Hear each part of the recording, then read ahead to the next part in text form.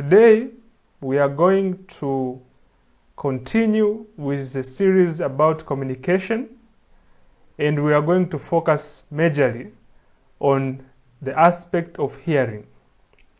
There is something beyond hearing, and today we are going to decode this. Be open-minded in this journey to discover something beyond hearing that is going to optimize your ability to communicate.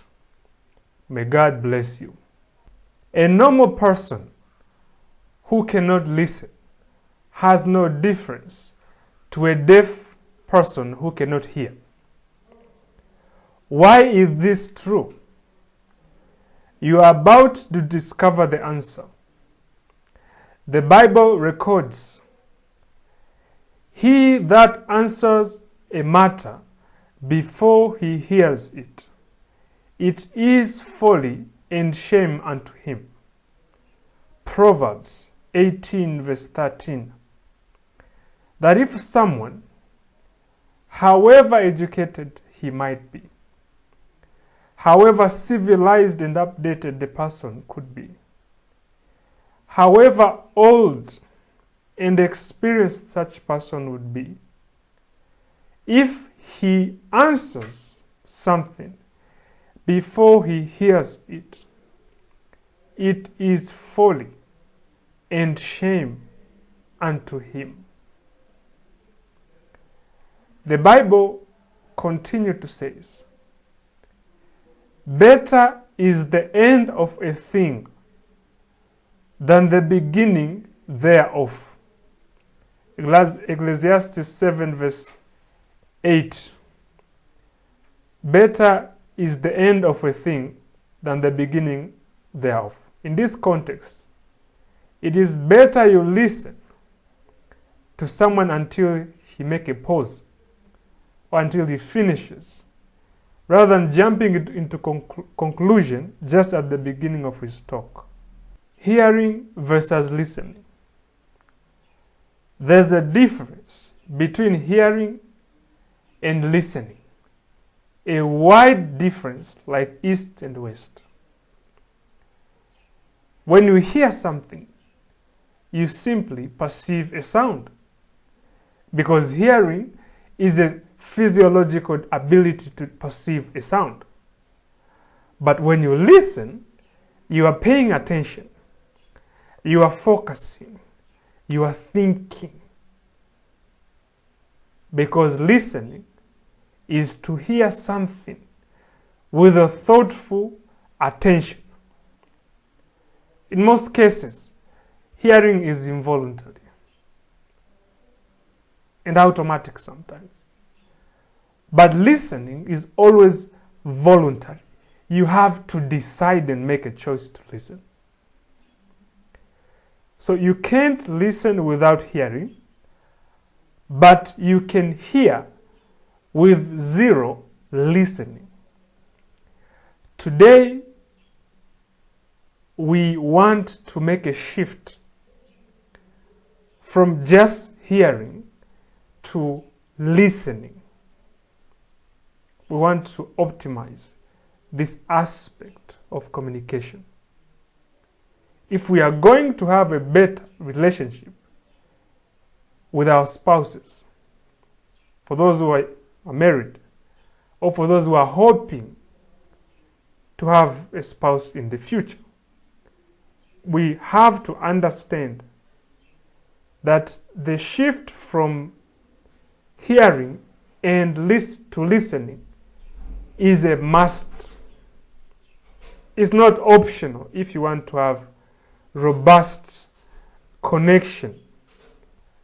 So you may be asking yourself, why must I listen? What's the use of listening, by the way? And why should I care? Listening is therapeutic. It is medicinal. It heals our emotions. When you listen to someone, you are the agent of healing. you are privileged to be the vehicle through which that person get a release and a healing. So you must listen. Everyone you meet is struggling with something. You may not give solution to their problems. You may not even be able to fully feel what they feel. You may not be able to fit within their experience. But an ear is a medicine. This should be written deep in your heart and guides your interaction with other people. Listening is a gift. In this world of distraction, where people are selfishly focused on their own things, to give someone fully undivided attention is the best gift you can give to someone. So when you listen, you are actually providing a gift to that person. It is a sign of humility and respect. It is the best way to understand the other person's view. I like this quote from the book called Persuasion IQ. Kurt W. Mortensen writes about this. He says, introverts out-persuade extroverts. Why? Because they listen more, they ask more questions, and they find out what their audience need. They have this advantage. We can learn from them. We are not necessary to become introverted for us to listen more, but we can learn from them and apply it into our lives. What are some of the hindrances to effective listening? How can I know if I'm not listening, by the way? What habits do I cherish that make it so hard for me to listen? What other factors affects my listening? By defensiveness, I mean when you listen not to understand but only to defend yourself. It is one of the major hindrance to listen. You find the other person listens, not actually to understand, but to find a way or a loophole for him or her to excuse, to defend, to make of none effect what the other person is trying to say. So defensiveness is the greatest hindrance of listening. And unless you remove this obstacle, it will be almost impossible for you to listen. The other fact that affects effective listening is personal bias. And in this respect, I want to speak about a certain type of bias called confirmation bias, whereby you just listen to confirm what you already believe and have in your mind. So everything you hear the person speaking, you make it an evidence to what you've already formed. Preconceived ideas. If you want to be good at listening, you must listen with an empty mind. You must consciously put the preconceptions and the assumptions aside so that you can understand what the other person is saying, what the situation actually means. This makes us downplay everything we hear except that which we want to hear. This issue of confirmation bias. So it is dangerous and you should avoid it at all costs. And the best way to avoid it is to be aware. When you are aware that this is a danger, you are most likely to choose otherwise. And you're most likely to come up with new results that counter-check this one. The other hindrance is multitasking. Have you ever tried to talk to someone but is hooked on the phone, and at the same time assures you that I am listening. That's a lie. That's hypocrisy. And it shows a lack of commitment to what is being spoken about, to what is being tried to be brought in on the table.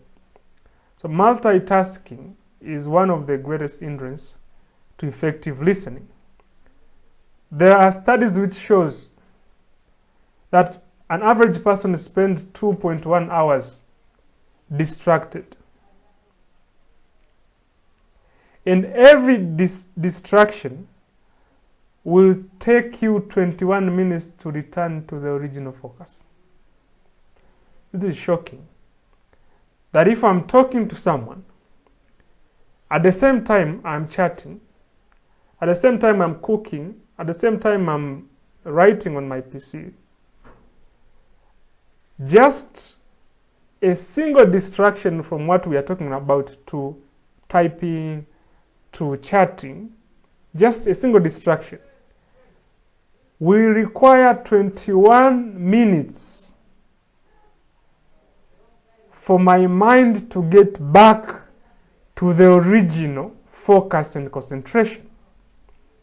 This is shocking. So what we are learning is, when you are talking to someone, something important, stop all other things you are doing and listen to the person. Behave as if there is no other thing around the world except that person you are talking to. And the person will thank you for it, even if you would have given no solution to the very issue we are talking about. Interrupting is another problem when it comes to effective communication. When it comes to effective listening, interruption is a virus.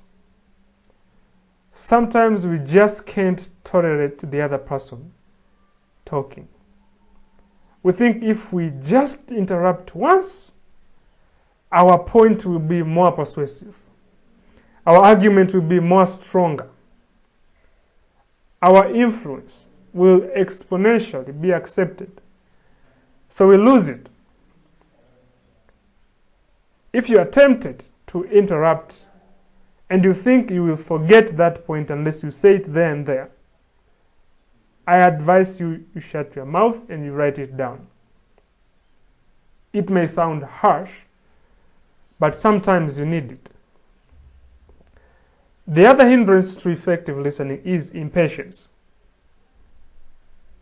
Some of us are just waiting for our turn to speak. You can easily see this in most debates, even religious debates. So, listening takes patience. And patience is not only shutting your mouth, but also opening your mind to understand first the other person before you speak.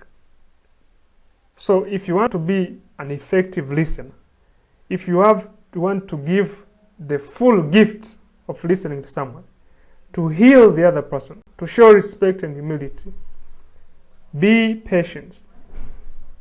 Be patient. So the last problem of listening is misconception. Most people misunderstand the basic concept of listening. They think that if you listen, you equally agree. So in their minds, listening is equal to agreement.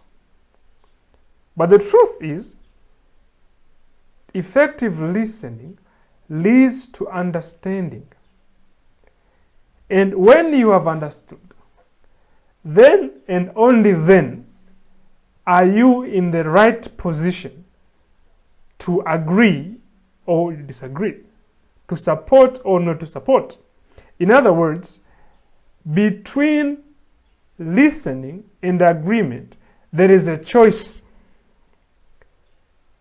You listen, you understand, then you make a choice. For or against. So if for most of you who fears to listen, because you may think listening is agreeing, this is a game changer. Listening is not agreeing. Listening is understanding. When you have understand, you can choose either to agree with that which is said or not to agree. So listening does not destroy the opportunity to make a choice against or for. So listen with the confidence, because your ability to choose otherwise is always there.